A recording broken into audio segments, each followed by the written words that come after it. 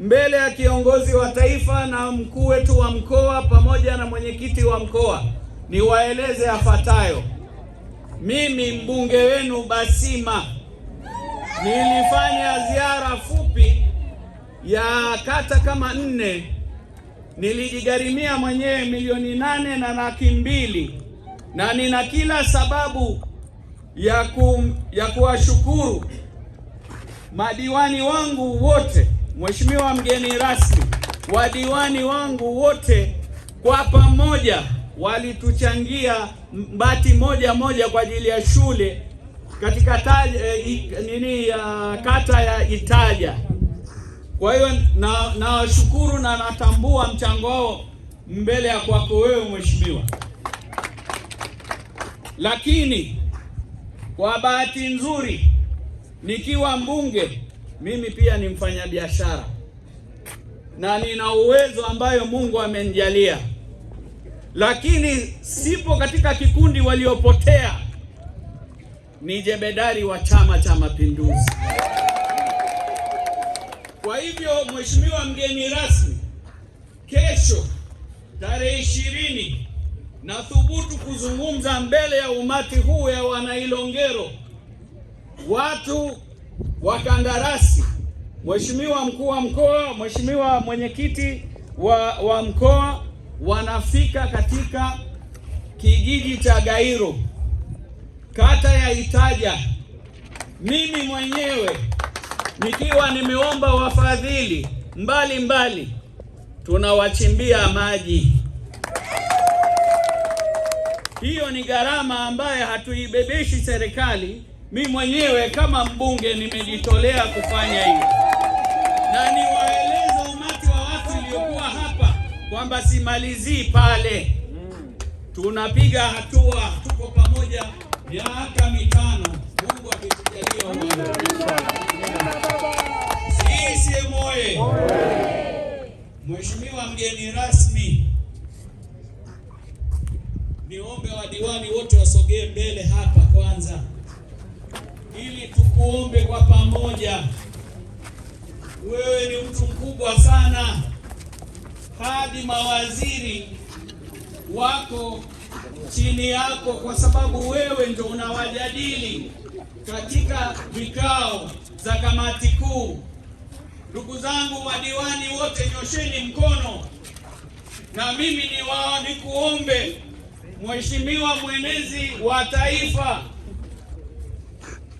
Mheshimiwa Comrade Kenen kiongozi, nikuombe sana hapa ulipo utumie nguvu zako za veto. Tunataka umpigie simu wananchi wakiwa wanamsikiliza waziri wa afya, tuweze kupata ambulance hapa kwetu sisi. Jamani, tuko pamoja? Nimekosea? Kuna tarafa 3. Kwa hiyo tukipata magari 3 kwa ajili ya wagonjwa kuwabeba, tutawashukuru sana. Mheshimiwa kiongozi, nikuombe chonde. Unaona umati wa watu hapa waliofunika ni wachache, kwa sababu wengi kipindi hiki cha masika wameingia wanalima, na ujio wako ni haki aina yake, kwa sababu ulipofika tu umetuletea na mvua. Ni kweli uongo? Kweli. Mheshimiwa, mimi namalizia hapa, tuko pamoja wananchi wangu, nipo kazini. Labda nimalizie kwa kusema kwamba ofisi ipo Ilongero ya mbunge, lakini wananchi wakitoka kata mbalimbali kufika katika ofisi ya Ilongero inakuwa mushkili. Kwa hivyo mimi nawatangazia wananchi kwamba mpango kazi wangu ni kwamba ofisi itahamia katika kata. Ofisi yangu itahamia katika kata, watafika watendaji wangu, watawasikiliza wananchi. Baada ya hapa kuwasikiliza, Mimi mwenyewe nitakuja binafsi, nitaona wale kweli ambao wana shida, kwa mikono yangu nitawapunguzia makali yao. Asante sana, nashukuru. Sisi moyo. Sasa mheshimiwa mbunge wakati anaongea, na mimi nikawa namtafuta mheshimiwa waziri kwa sababu najua viongozi wana majukumu mengi, lakini bahati nzuri nimeweza kumpata. Sasa naomba niongee naye hapa hapa kabla hajafika.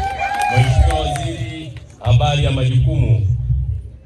Habari ya majukumu ni nzuri, nikushukuru sana katibu mwenezi wa Chama cha Mapinduzi. Nashukuru. Sasa nipo kwenye mkutano wa wananchi hapa Ilongelo, kwenye mkutano wa kufanya ukaguzi wa hospitali ya wilaya. Sasa wametoa ombi la kuweza kupatiwa ambulance. Wako waheshimiwa madiwani, wananchi, wana CCM, RC, DC, mheshimiwa mbunge na viongozi wengine na wananchi wengi.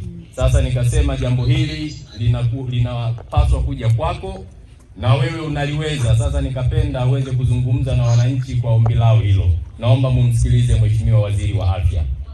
Karibu mheshimiwa. Nikushukuru kwa utendaji na ufuatiliaji. Nashukuru. Kwa sasa tuko kwenye mkutano wa uzalishaji wa dawa nchini ambapo tumepokea wawekezaji kutoka mataifa mbalimbali duniani. Mkutano huu unaendelea. Nilipoona simu yako imetoka nje ili kuisikiliza, lakini nilipokea kero hiyo ya changamoto ya gari la kubebea wagonjwa.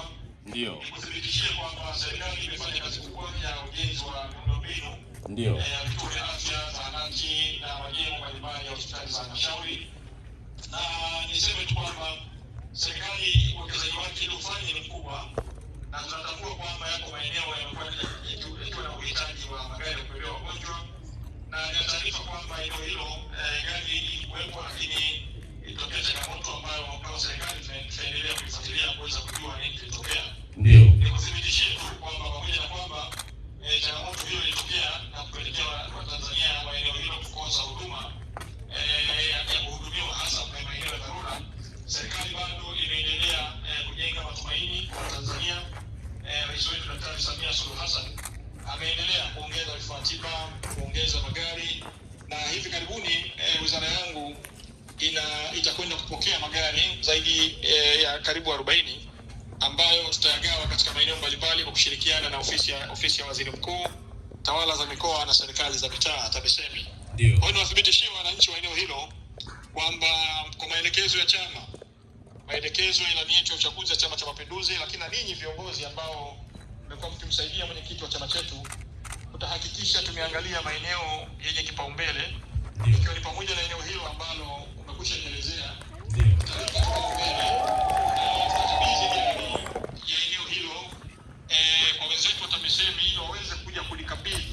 Pamoja na wataalamu wetu katika sekta ya afya watakuja kukabidhi gari hilo kama ni maelekezo ya chama chetu, maelekezo ya wenyewe Tanzania katika maeneo mbalimbali. Nakushukuru mheshimiwa waziri, ni kuache uendelee na majukumu, lakini jambo hilo na ahadi uliyoitoa ikamilike kwa wakati ili wananchi wa eneo hili waweze kupata huduma. Lakini tunakupongeza kwa kazi nzuri ambayo unaifanya kumsaidia Dr. Samia Suluhu Hassan. Sisi tunafurahi kama chama, na hii ikawe ni kielelezo nchi nzima, kila waziri akawajibike katika maeneo yake kuhakikisha huduma zinapatikana kwa wananchi. Nakushukuru sana. Mungu akubariki. Asante.